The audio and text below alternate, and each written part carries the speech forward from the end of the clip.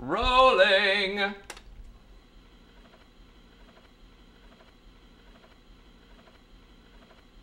This title is probably the most joked about panel title of the entire conference. What do artists want? The answer is, we don't know, but we want it now. Joey, I wanted to start with you because, you know, you're a drummer. And what does Joey Waronker, when you walk into a studio, what do you like to see? Do you bring your own kits with you? Do you play anything that's there? Tell me about it. No, I'm pretty easygoing. Like, you know, if there's stuff at a studio, I'm happy to work with it. And, you know, if there's a particular sound people are going after. I mean, I'm also gonna work with the engineer. I'm gonna kind of let them do their thing. Mm-hmm. I mean, and I don't know. I feel pretty fortunate. I feel like I generally, you know, work with engineers that I like and you know I think are good, and we kind of work together. Mm-hmm. And you know, and actually, you know, to the contrary, I'll kind of like, you know, work off of their comments a lot. Mm. You know, because they're really, you know, they're getting the picture of what the drums sound like. From my experiences in working in a lot of different studios, I've found that the most important thing is to find an engineer or somebody that you can work with who really understands the music you're trying to do and who really can appreciate it. And I remember there was one time in the mid-1980s, there was another band I was working with on my record label, and I just loved the sound of the recordings they were making, and I thought, okay, for our next album, I want to go to that studio. Mm-hmm. Well, what I found out by going there, I mean, it was an extremely professional studio, it was great vibe and all, but our equipment wasn't the best, and so it really showed off the limitations of our sound that we had.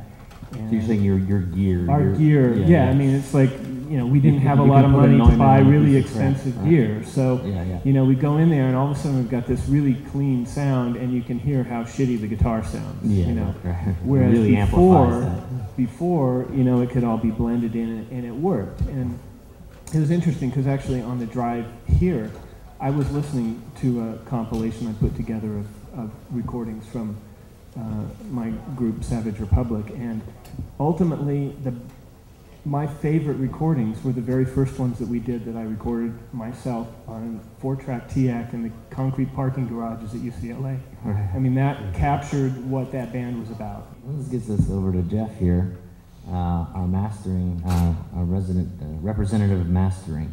Now, we all know artists have no clue what mastering is at all. Most of them have never even heard of it when they, you know, start the recording. What was that word you used? Yeah, yeah.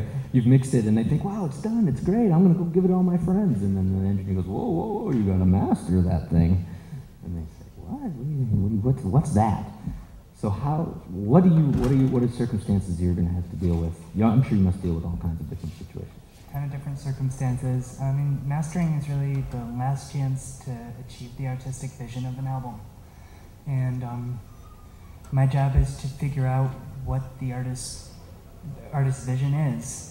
And that is not always known by the artist either. Sure. You have to ask questions, and they may answer in ways that are non-technical, and just keep asking questions to figure out technically what they're asking for. Really? And it's kind of fun. It's kind of like bringing everyone together to get a final consensus of the project. First you ask, how happy are you with your mixes? Mm. And if people are not happy with their mixes, I'm happy to listen to their mixes before the session and give them some advice. Mm.